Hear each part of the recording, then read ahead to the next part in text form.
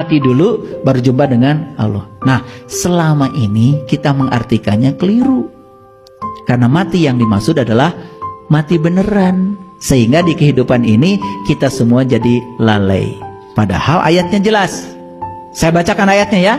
Ini nanti lihat di rumah, Quran surat Al-Isra surat 17 ayat 72. Bahasa Qurannya begini, saya bacakan bahasa Arabnya. Wa man kana fi hadi a'ma wa huwa fil akhirati a'ma wa adallu sabila. Barang siapa yang buta penglihatan kolbunya di dunia, maka dia akan buta penglihatan kolbunya di akhirat, dan jalannya jadi sesat. Wa adallu sabila. Tahu artinya buta? Tahu apa buta? Tidak melihat. Jadi artinya siapa yang tidak melihat di dunia, maka dia tidak akan melihat di akhirat. Sedangkan basyirah itu cuma untuk satu penglihatan, untuk menyaksikan jati diri kita sendiri. Jadi siapa yang tidak menyaksikan jati dirinya di dunia, dia tidak akan bisa menyaksikan jati dirinya di akhirat. Siapa jati diri kita?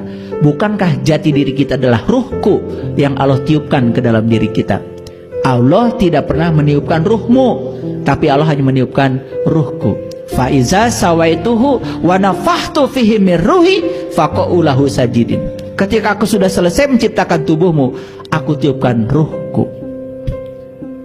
Jadi yang ditiupkan Allah, ruh siapa?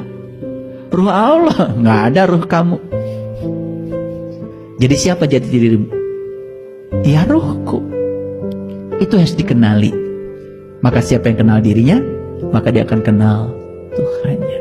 Ini dilalaworakeun. Ini dianggap sepele.